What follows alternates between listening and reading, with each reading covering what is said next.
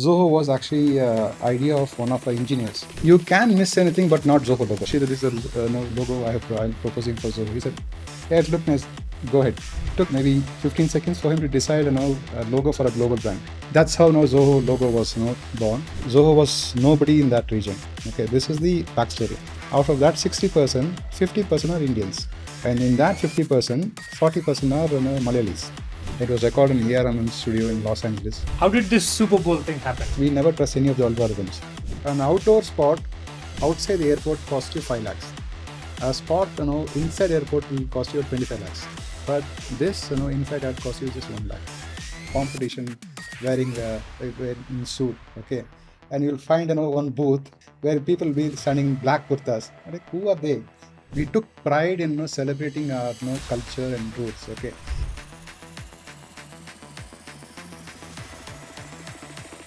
Hi, welcome to the Prime Venture Partners podcast. This is your host, Jerome Manuel. Today we have with us Raffic Aslam, an exemplar leader from Zoho. So, Raffic has been part of Zoho's magnanimous journey, helping it grow from a small engineering company to a global tech brand, serving 100 million users in over 180 countries. So, he was responsible for global branding. He managed 50 plus Zoho websites and worked with a global team executing digital campaigns that have possibly appealed and transformed the brand and also a lot of Indians across the country. Start with this question about help us visualize what Zoho looked like in 2004 and maybe some key milestones across these 21 years of journey with Zoho. Sure. Like, Zoho was not Zoho when we started. It was called as Advanet. So the company name was Advanet, and we had a small, what I call as a godown, like structure tucked into interior part of Chennai. Okay, it's called Velicherry, and we were into networking management systems. Like, we were building network management applications, and we were doing pretty good. When we had only Manage Engine brand then, we never had Zoho. Zoho was actually idea of one of our engineers who actually, out of curiosity and experimentation, he went on and built a word processor application, which is Zoho Writer, which we still have now. Another engineer did a online planner tool, which is called Zoho Planner. That was happening in parallel, and I was part of Zoho Creator, which was called as App Creator, which is a low code platform. And back then there was no terminology or jargon of no code platform. It was an online database platform where people can drag and drop fields and build their own custom applications. So the core USP was how can we make a business user to build custom applications on their own. So I was leading the UX team for Zoho Creator, and out of curiosity, like, I started creating logo for App Creator.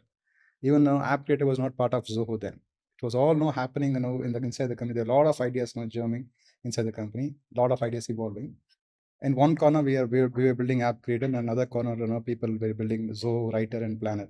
Okay, and for App Creator I had this idea of building blocks.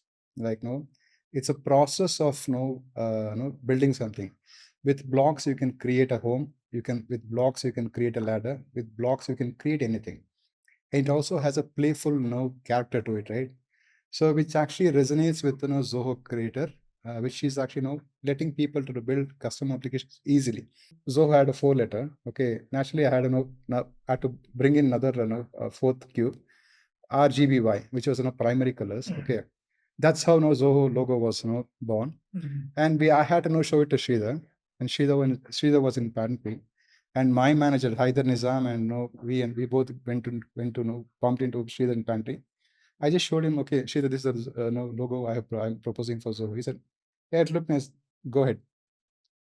That was the decision. Like, it took maybe 15 seconds for him to decide a logo for a global brand. That's all. Got it. So I think I'd like to double click on the logo part of it specifically. Right? Okay. So essentially, the logo we're all seeing of multicolored Zoho, something which you created and got an approval in the pantry like in a couple of minutes. Absolutely. Right. So maybe we'll kind of ask you to kind of explain what were you thinking when you were creating this logo. I think there is red in the first. Maybe we'll hear it from you. Like, you actually RGBY. created- It's RGBY. Yeah. No, this was not initially created for Zoho. It was created for App Creator, Okay. which is Zoho Creator now. Okay. So Zoho is a application building platform, right? Low code platform. So it was actually built, designed for that thing. Okay. So when we had this idea, we just now applied it without thinking too much. Okay. So that time, what was it called? Like, how did it translate to Zoho? That's what I'm saying. Like, when did the name Zoho come? How did this logo go to Zoho? All this was happening in parallel.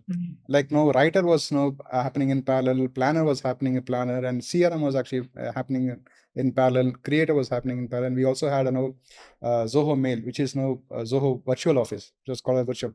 So all these experiments were happening in parallel. Okay, and then I don't know how it came to me. I started designing logo. It was applied through all the products. You can miss anything, but not Zoho logo. Even if it is pasted along all our competitions, even if it's just 20 pixel by 20 pixel, that logo stood out.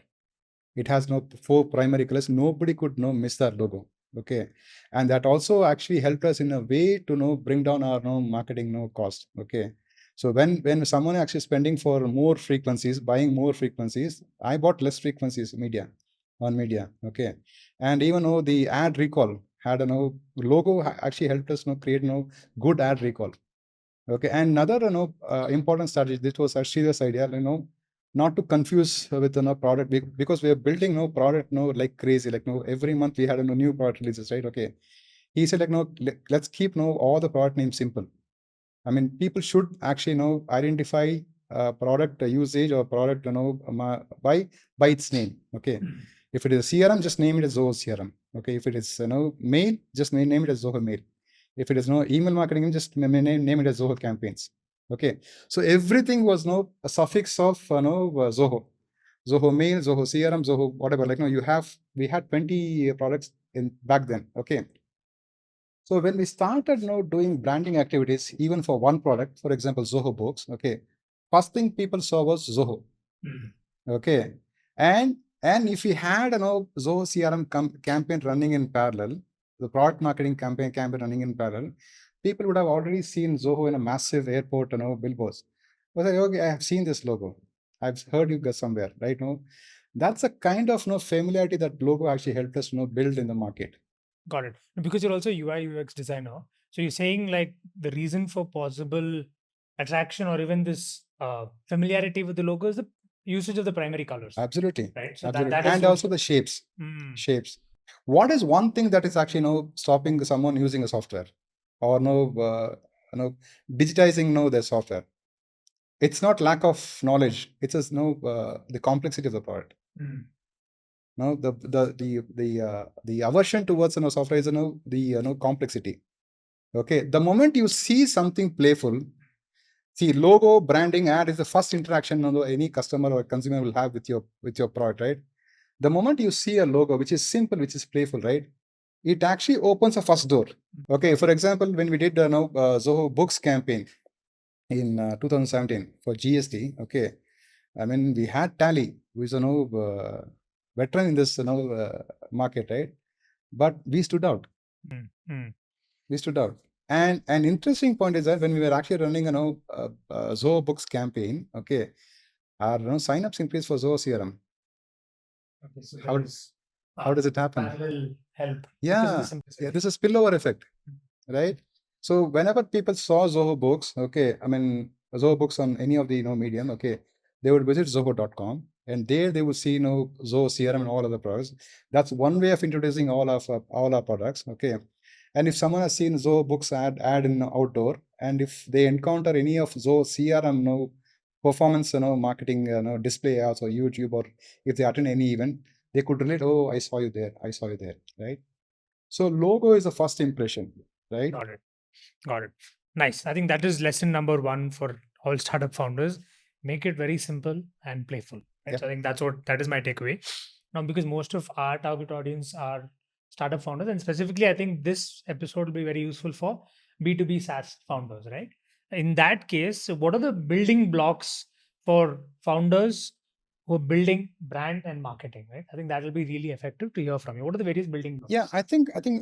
See, I mean, there's a confusion. I think, in my opinion, marketing and branding are most misunderstood or indispensable aspect of a business. Okay, by branding, It doesn't mean that you have to do ad campaign. You have to take a full page ad, New York Times or Times of India, or do an airport ad. Okay, it's not that. Okay, branding is that to tell to the market who you are.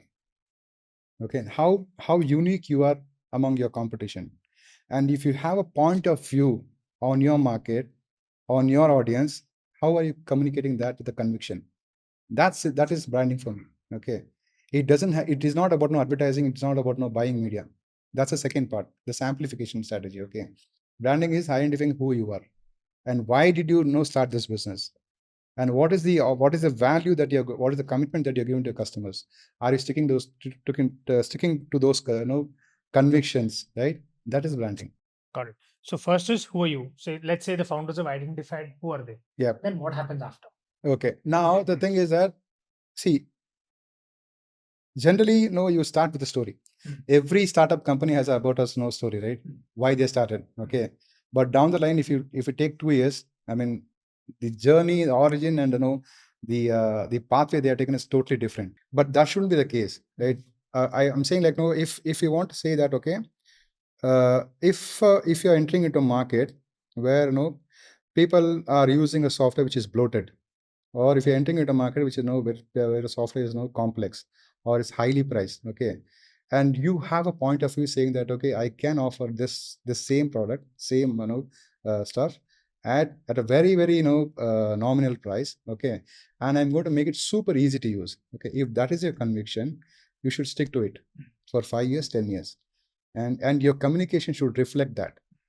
It's not that you suddenly you take a turn and talk about no performance and no powerful features in AI. That can happen, but your core differentiating factor is how simplified your software is among the other competitions.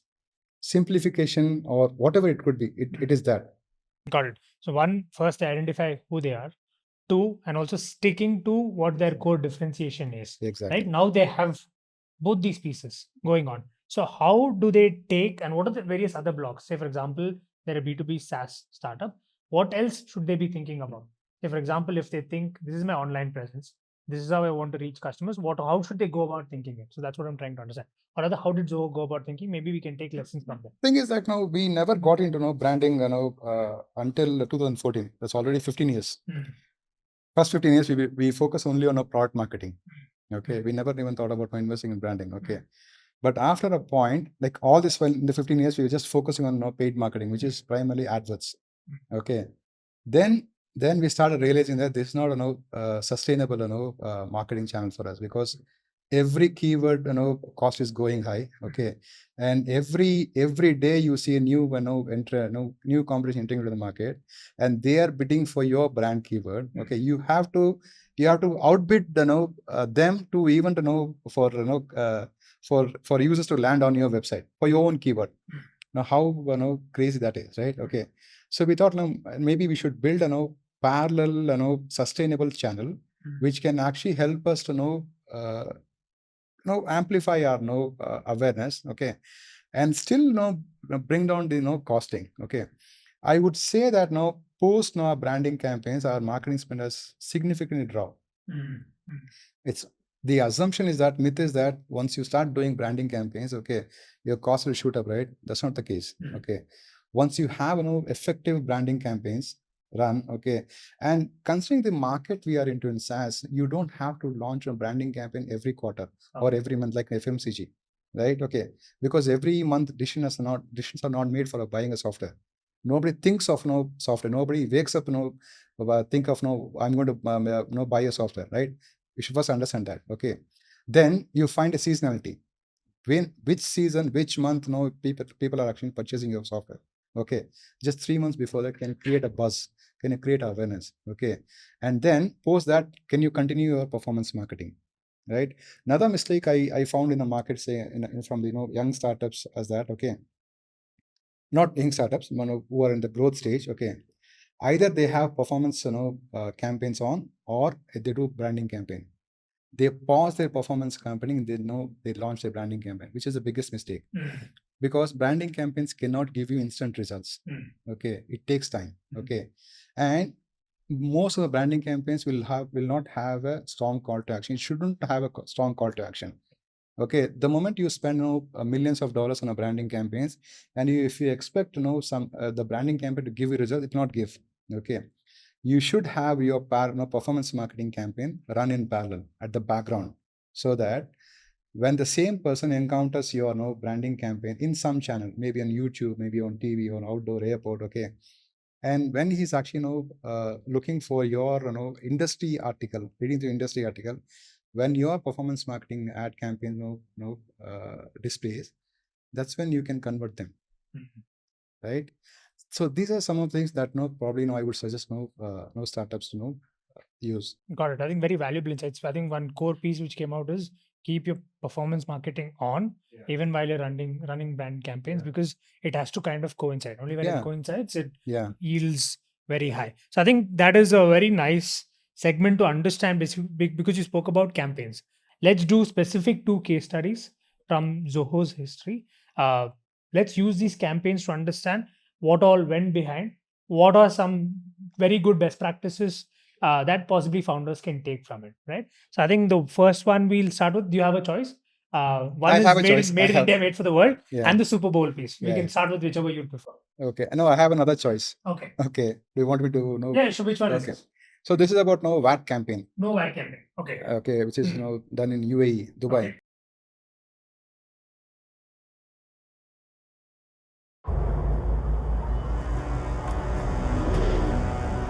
Kutty. Where's Kutty? Hello, Kutty. What happened to the cash flow statement I had asked for? Sir, you haven't received it yet? 1 minute, sir.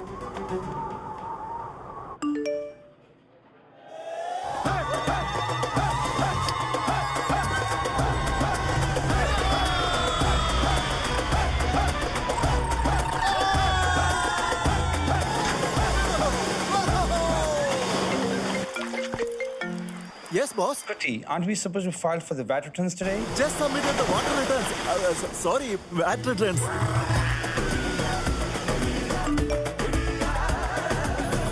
Stay on top of your accounts, no matter where you are. Introducing Zoho Books, the VAT-ready accounting software for all your financial needs. Start your free trial today. So this was just year after Zoho Books GST campaign was launched. Zoho Books GST campaign was tremendous success for us in India. Okay, and with that excitement this came, and we all pumped up like okay, let's do the same thing in Dubai also. Whatever we have done in India, let's do that in Dubai. Even Sridhar was all pumped up. Raffic, I think we should create big awareness and big impact in this market. Go all over. This was his brief. Okay, I went to Dubai. Okay, did and then in 2017 we never had an office in Dubai. Zoho was nobody in that region. Okay, this is the backstory. Okay, I went there. I did a market study. I met a lot of media, publications just to gather information. What happens when? Okay, I came back.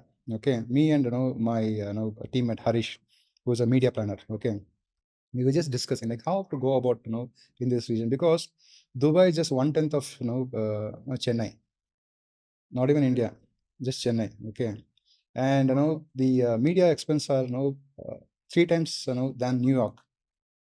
Okay, so you cannot spend as much as you are spending in New York, and with the lesser size of Chennai. Okay, the audience is small, but still you have to create an impact, because Dubai is strategically hub for all the Middle East and also hub for Europe in some region. Okay, and VAT was being launched in Dubai first, and soon Bahrain, other countries were supposed to follow. So we want to utilize this opportunity and create an impact. That's for sure. But then somehow never felt that we should go all out and spend millions of dollars. That doesn't make sense, because at the end of the day, you have to get your returns back, right? So we were just not brainstorming, and we got to one point saying that, okay, let's find the population.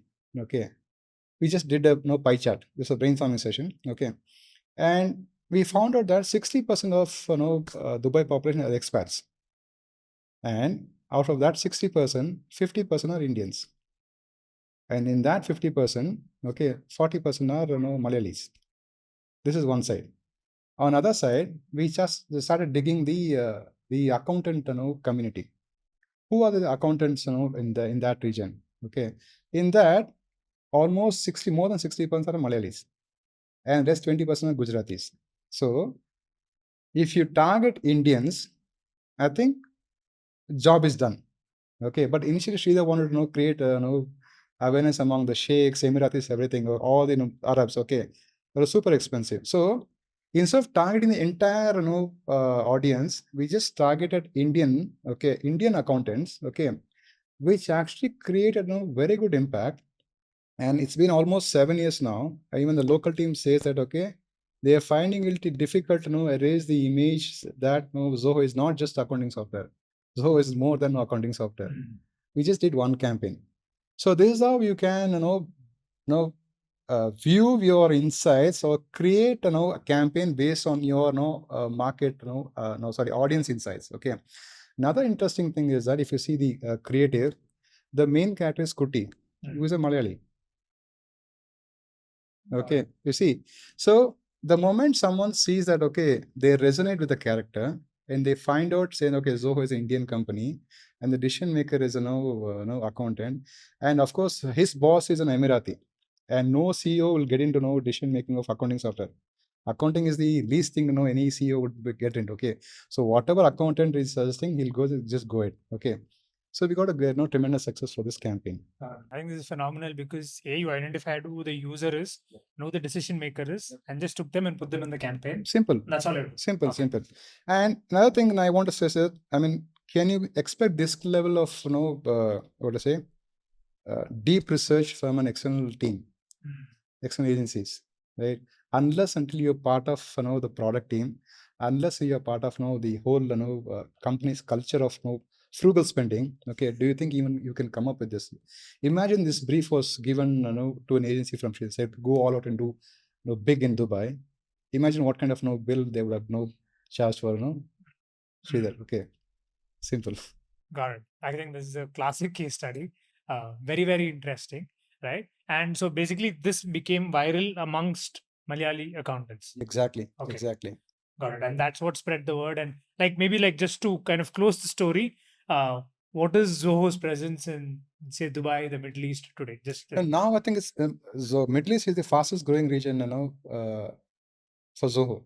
Okay, and most of it is attributed to this campaign. Would you say? I wouldn't say. Okay. I think we are doing much lot of activities in the Middle East. Okay, but the starting point was that campaign.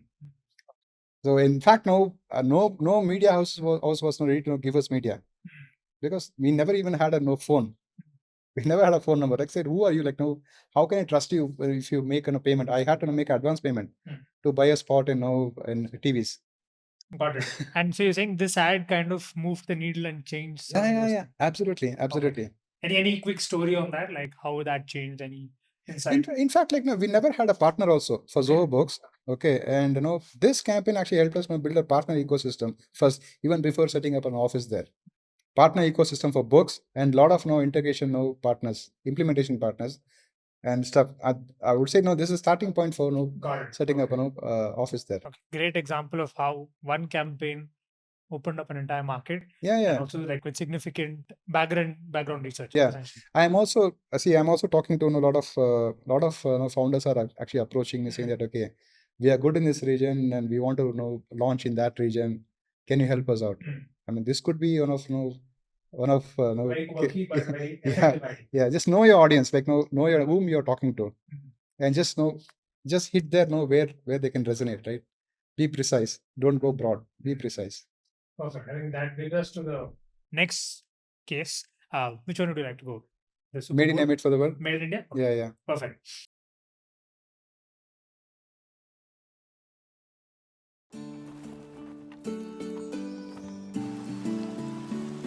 Look around you. Different things. Born out of truth and the beauty of simple ideals.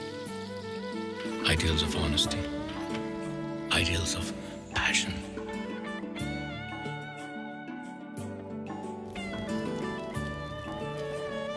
Timeless craftsmanship of inspiration in action. It is the product of the hands, but even more, a creation of the mind.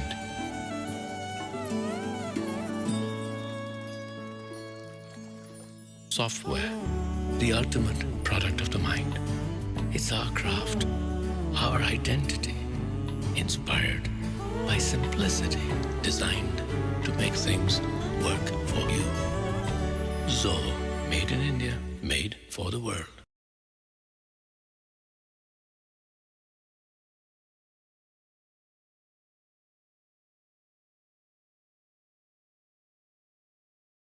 Until 2013, we never focused on no branding at all. We were just focusing on performance marketing. And one fine day, Sridhar called me and said that, okay, Raffic, we want to set up a branding team. You head this branding team. Okay. That's another story. Okay. And and then I called, I insisted Sridhar to write the about us page. Because I believe that about us page should come from a man who has built the organization. Okay. You can get a content writer now to write about us page. Okay. But I want that about us page should sound authentic. Every line, every word should have this authenticity. Okay. And that can come only from the founder. I said he took few months, but finally he gave me a content. In that he had a line saying that software is a craft. Okay, that hit me because I've never read such a line, because software is something more tangible. You give input, you take output. There's no emotion there, right? But craft is so emotional, right? It can move you, it can do whatever wonders magic to you, right? But here is a man like who has actually compared two polar opposites. Okay, that stayed back in my mind. And then in 2013 end, I guess, okay, I'm in the US, okay, and I had written two to three scripts for the US region. US was the primary market for us. Then I was about to narrate those stories. He said, like, abruptly stopped me and said that, okay, excuse me, Raffic, let's do something in India. I asked what? No, let's do our first TV campaign in India. I said, are you serious, Sridhar? Because India was now 10th market, not even under 5. No, if we are to do a launch TV campaign, it should be from India. Okay. And then we had Raju Vegesna also, who heads a US office. So he was actually planning a first flagship Zoholics event in Bangalore in 2014. And in that, he had a presentation theme, Made India, Made for the World. Okay. So he says, why can't we do something in this theme, Made India, Made for the World? And then this line out of nowhere struck me. Okay, software is a craft, made in a made world. Let's do something around this. She said, yeah, this is a good idea. Just go ahead. I said, look, if this is the theme that we want to go, I want to make it as authentic as possible. Okay, I will not cast any models. Okay, I'll bring in all the craftsmen from all around India. Okay, I'm going to feature it. He said, do whatever you want. That's it. The point that we wanted to communicate through this campaign is that just like how Goldsmith is actually putting his heart and soul into his craft, just how like a cobbler is actually putting his heart and soul into his craft, it's the same emotion that we are putting into our software. Nothing big, nothing less. Okay, if you actually go back and see the ad now, okay, we have actually used a visual language, which was the idea of cinematographer Deepak Bhagavan. Okay, I still owe him big thanks. Okay, so we were actually in the briefing session. I was actually showing him Swades. So this is my favorite movie. Okay, there's one particular scene which still which is my favorite scene, where when he's actually Shah Rukh Khan is actually going to visit Kaverama. Okay, in a train scene. Okay, there's a child who actually sells a tea for 25 paisa. Okay, that's a simple scene. The camera will be at normal camera, and by the moment Shah Rukh Khan steps in, he has a tears, all this emotion. That's not okay. But if he goes back to NASA, when he recalls the same scene, the camera will be like this. The kid will be looking up, saying that I need help. You are there. Come save me. Shah Rukh Khan is bigger than the child. Okay. I said, like, can you do something with this scene, Deepak? Like, no. So then he just twisted it. Okay, then let's have eye level framing. Like, be it Goldsmith, be it corporate, everybody will be framed at the eye level, saying that, okay, we are just like them. We are just like Goldsmith. We are just like a cobbler. Okay, we are neither big, neither we are looking you down. Okay, so a software engineer or designer or a marketer, a sales guy from IT guy is just like any other craftsman that is putting his heart and soul. And we actually built in a beautiful Carnatic music into the ad. Okay, and now the decision was about who to bring in for the voiceover. Again, I had a strong conviction it has to be authentic. I mean, I don't want to have any voiceover artist. I don't want any fake expression. Okay, it has to sound authentic. Okay, then who it should be. Okay, and there are a lot of names that just and out of suddenly Shekhar Kapoor sparkled. Okay, and he was the only probably director who has had made it really big in Hollywood. Okay, he was also made for the world product. Okay, then I found his contact and had a conversation. He was very excited. He already was following Sridhar thing. He was actually a fan of Sridhar's philosophy. He agreed, and we got him on board. It was recorded in ARM studio in Los Angeles. So there are a lot of nostalgia about this campaign. This is such a lovely story. I think it's very beautiful. Like connecting the craftsman word from the founder to actual craftspeople and their craft and how software is a craft. And like specifically from Made in India, Made for the World, and how Shekhar Kapoor kind of falls into all this. I think it's a lovely story. Thank you. Thank you for sharing this. I think it's beautiful. So I think that brings us to the next campaign.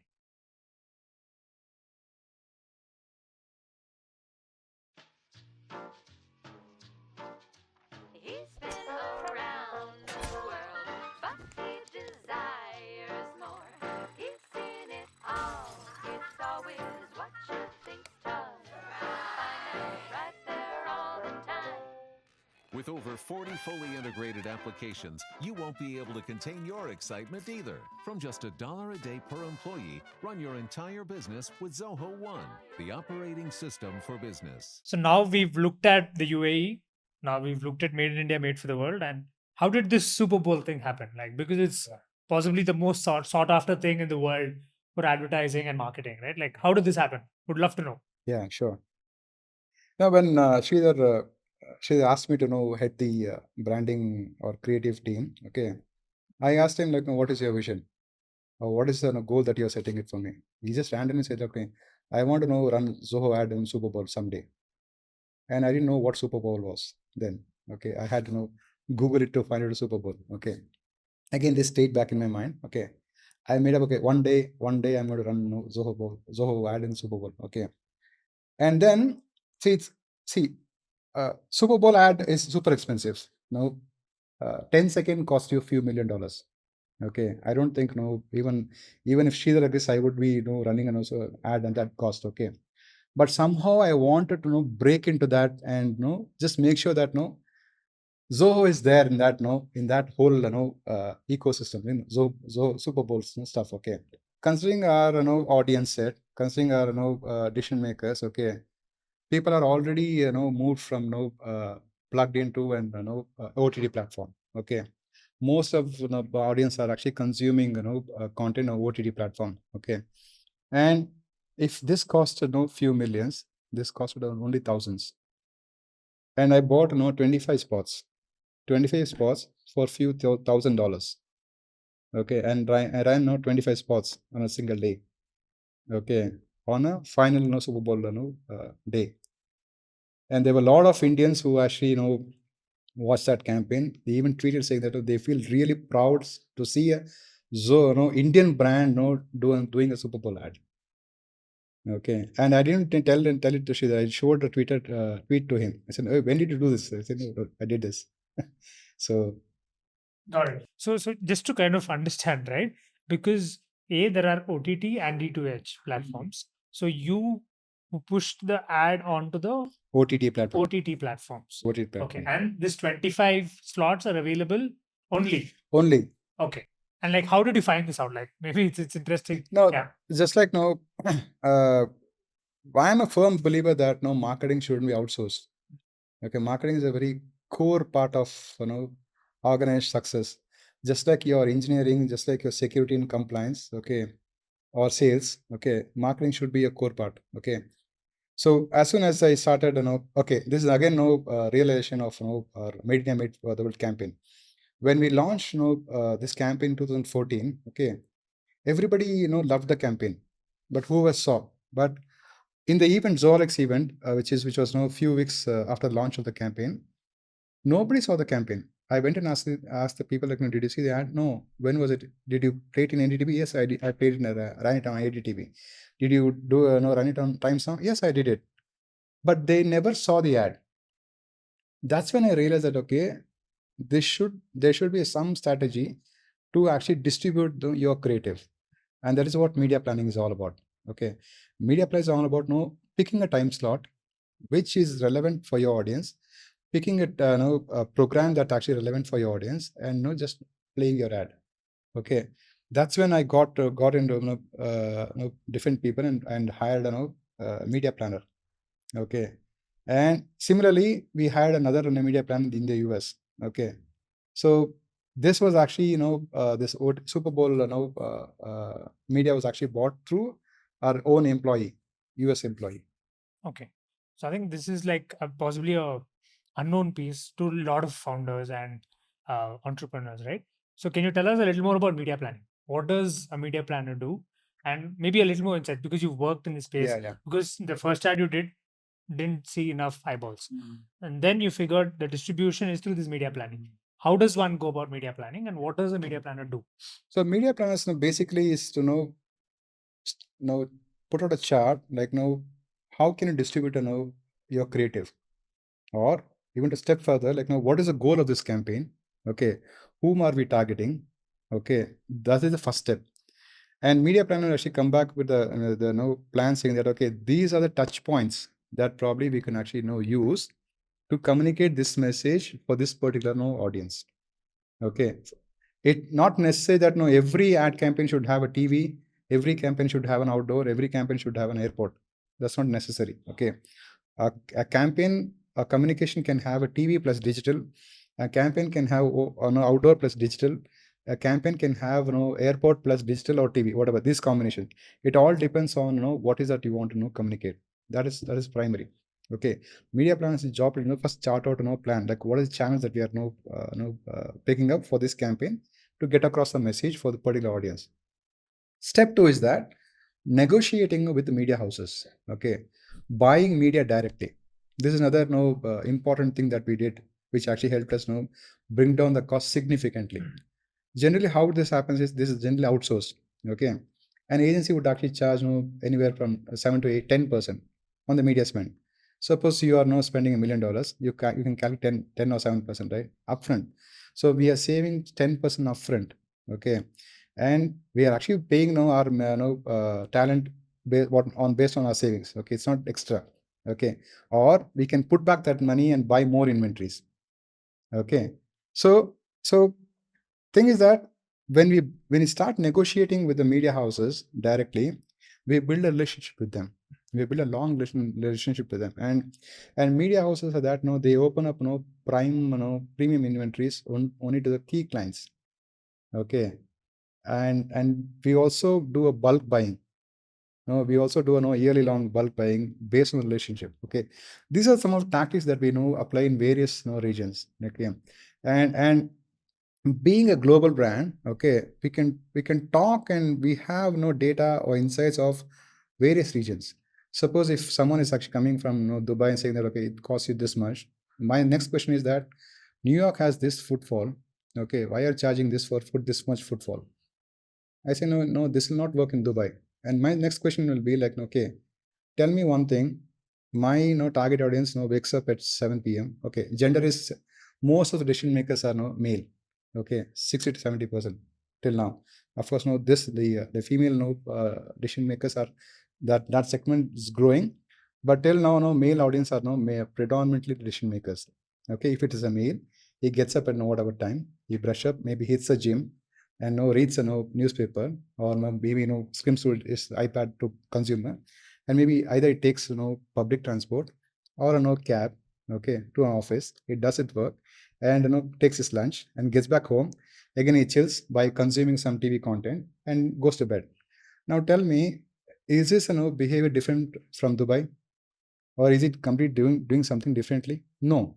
Pretty much, if you are doing B2B, pretty much the media consumption behavior or the audience behavior is same. Okay. The only thing is that maybe he'll be reading Times of India here. He might be reading the Gulf news there, right? Or he might be taking he might have a driver here. He might be driving his own car there. So those are subtle differences that we would make. Another important thing is when you're doing global brand and buying media inventory from a central team, buying or doing creative from central team, you'll have full control over the entire media, entire communication. Okay, so when you have full control on what goes out, what should be the communication, and who should be seeing your communication, and which placements. Okay, that's when you get full control over what goes out, and you can also bring in efficiency down. Let me give you one very good example. Okay, pretty much I see that most of the companies who are doing digital marketing. Okay, they do auto placements, or whenever someone is doing YouTube campaign, they do auto placements. Auto placements that you feed in your audience profile, and the system algorithm will feed or run your ad to whomever it takes. Okay, it is good in some way, but context matters. Like in which context your target audience is seeing your ad is very important. He might be your target audience, but what if a B2B ad is surfaced when he's actually watching a song, right? What if it is actually consumed when he's actually playing a game? He might be a target audience, but the context is missed, right? So the probability of for him to take an action is missed. Okay, so you may not be able to convert that user. You may not be able to bring that user to your website. So instead, what we do is we never trust any of the algorithms. We have prepared a manual database where we pick audience profiles. We also handpick placements, like with YouTube channels on genre wise. If it is news, we have news channels. If it is tech publication, we have tech publications. We have, if general sports, like that, entertainment. We have full plan. Okay, it's a manually done. It's a very cumbersome. It's a long process. But if you get this done, you will have full control. And then when the same audience is actually surfacing your browsing your internet, when he sees your ad, the chance of him getting conversion is higher. This is like extremely nuanced, but very valuable insight for even like an independent creator, for example. Yeah. And specifically for founders, early Yeah, stage, yeah. who don't have enough budgets. I think, but very valuable. Like a little more understanding for me. I had a bunch of But I questions. think my response was so deep, right? Yeah, because I had like several questions across. But I think one thing, yes, one thing I'd like to double click is, so you specifically said negotiating at media houses, right? Like, I mean, maybe for the audience, how much does it cost for an ad, maybe across the day? Maybe morning is a particular price, in the afternoon and evening. Like, just give us a little insight on It that. depends on the medium. Mm. Which medium do you want to know? Like maybe like what are the various mediums, right? Like maybe whatever mediums. Hall was packed. Okay, I picked a spot order. Like I negotiated saying that okay, I want my ad to be run just before the movie gets started, or after interval, just before the movie gets started. Okay, I paid a premium price there, but that premium price is 1/10 of what I would pay for Star Plus, and still you get that confined attention, right? With that sound, with that experience. So these are some of the very unorthodox way what we have done. An outdoor spot outside the airport cost you 5 lakhs. A spot inside airport will cost you 25 lakhs. Okay, but this inside ad cost you just 1 lakh. Same audience traveling to the same road, traveling to the same airport, and sitting inside the airplane. Now, if you see, okay, he might miss your outdoor. He might miss your airport ad because he's checking his boarding passes or time. Okay, but he cannot miss ad which is pasted on right in front of the scene. Okay, and you'll be traveling 2 hours or 4 hours, and you don't have anything to do but just to look at the ad. Do you think an agency will recommend this kind of properties? No. And our SaaS ecosystem or founders think that okay, advertising is expensive. It is, but there are also creative ways of placing your ads, right? God, I think this is a wonderful example. Just the airport piece, right? So, as preparation for this podcast, I was because I personally really like Zoho and the value prop it has, like India first, building from India for the world. I was randomly talking to people I know and asking them, what are some words that come to your mind when I say Zoho? So, very interestingly, what popped up is it's enterprise software, but from India. Some folks said person from Chennai, the person who's wearing like a veshti, right? Okay. And like I think they said like from tier two in village in a cycle. So that was something which came up, and that's something which stuck with me also. And maybe like you've played some part in it or like a critical piece in it. Like so, any insight on that, and let the rather will kind of There's a backstory to it. Okay. Back in 2014, when we launched Made in a Made for the World campaign, and that's when we also had our flagship Zoholix event plan. Okay, and Sridhar was was doing keynote. Okay, then I had to design a costume. Okay, design what he should be or the entire team should be wearing. Okay, so somehow I had this feeling that okay, when you are saying Made in a Made for the World, okay, when you're showing or celebrating craftsmen, and we are showing heart, you're talking about heart and soul and passionate and about, okay, you cannot spoil that with actually wearing t-shirt, a Nike t-shirt, or Levi's jeans. Okay, you cannot talk about made in India and wear something else, right? I thought it has to be very Indian. Okay, and then I said, okay, let's do something very Indianish, and then that's when we designed kurta, black kurta. Okay, linen kurta, and I gave it to Sridhar. He said, like, no, what is it? I said, like, no, I think if you are making an authentic story, if you are making a presentation, I think you should be wearing this. Okay, and again, as with any other campaigns, we had resistance internally, saying that okay, we are looking like that, we are looking like politicians, we are looking at who will actually wearing IT company or software company will they all this stuff like okay, so no, if you are making an authentic claim, if you say that if you're taking making an authentic point, say that I am made for the world, I'm really proud of my Indianness, my origin, my roots, I think this is the thing we should do. Okay, out of resistance, somehow like everybody use that. Okay, and then again, audience was shocked to see, like you imagine a company who is actually competing against Google and Microsoft and whatnot. Okay, and they come to see a man who wearing kurta and dhoti and doing and talking about technology and performance and scalability and whatnot, right? And you followed up with Raju Vegesna, who was actually talking about what's next and stuff like that. Okay, there's some mismatch between what they are saying and how they are looking, and that become a hit, right? See, these guys look like any of us, but they are talking something else, right? Okay, so that actually resonate with the audience so well. Okay, and then it become a hit now. Like no, it became hit in the internally also, and past that event, like wherever we went, like our salespeople and everybody start wearing this for the events. Okay, if you walk into any of the events, like and you will have all the competition wearing in suit. Okay, and you'll find one booth. Okay, where people will be standing in black kurtas. I'm like, who are they? Right? Okay, and then they start discovering, okay, they are from India, they are made in they are from Chennai, they have office in Tenkasi. So it all started connecting. Okay, so most people wouldn't have discovered Zoho through Made in a Made for the World, but they might have discovered Zoho through kurta. Okay, and even the goodies that we gave at our events were handmade. We had we have a team of artists in our team. Okay, in my team, very talented artists. Okay, I got them to do handmade artwork, like kalamkari art and traditional art, all oil paintings, acrylic and stuff like that. We printed that on a notebook, which was handmade paper. We also had neem pencil, okay, in that, and every book carried a artist name. Okay, we took pride in celebrating our culture and roots. Okay, and we gave that to people. Okay, people were actually smelling the neem pencil.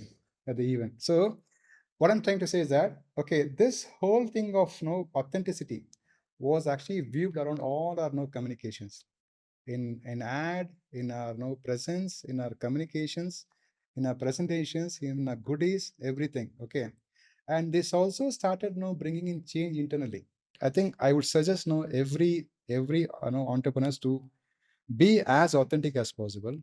Okay, and if possible, if you have any story of your roots, like if you are from Jharkhand, or if you are from Nasik, or if you are from Arsikere, which is okay, just try to actually bring out that essence in somehow. Okay, and be proud of your or your origin or your roots. That's all. That's a beautiful message. And that leads me to the founder of Zoho itself, right? Yeah. Because you've closely worked with him. Like, I find him to be an icon. I kind of look at his writing and then his videos and interviews because you worked so closely with him. He's a national icon. So we'd love to know any specific things you picked up from his leadership, something that stays with you, which might be inspiring for our founders and entrepreneurs who are kind of watching. Absolutely, there are a lot of things very inspiring, or very, what to say, inspiring about Sridhar Vembu. One thing is that he's neutral to success and failure. He doesn't overreact to any success. He doesn't overreact to failures also. He's just neutral. Okay, that's something I would like to emulate from him. Another thing is that the trust he places on people, right? See, I was just a designer in the company. Okay, I don't know how he picked up and how he trusted me to give this kind of role. Of course, there was a progressive way, but somehow he identifies talent. Okay, and irrespective of whether he has an experience or not, or whether he's a man or a girl or whoever it is, okay, he just just go it. That's all. And he's very approachable. Like if you have an idea, you can just pick up on a call and you can speak to him. And he conducts open house every week, every Friday, and the kind of questions he answers. I mean, I still believe, I mean, do a CEO of such a big company should answer this? He still answers that. So he's a one of its kind of person. Like yeah. Got it. So I think it was such a great learning experience for me personally to know the insights behind what led to Zoho becoming such a global brand. Like, I think some core pieces were authenticity, make it simple, make it playful, and serve the customer in all forms and fashion, and be very efficient in cost. And it was such a delight talking to you. Thank you so much, Raffic, and it was a big pleasure having you. My pleasure too. Thank you so much. Thank you. Dear listeners, thank you for listening to this episode of the podcast. Subscribe now on your favorite podcast app for free, and you'll be the first one to know when new episodes are available. Just search for Prime Venture Partners Podcast in Apple Podcast, Spotify, Castbox, or however you get your podcasts. Then hit subscribe. And if you have enjoyed the show, we would be really grateful if you leave us a review on Apple Podcast. To read the full transcript, find the link in the show notes.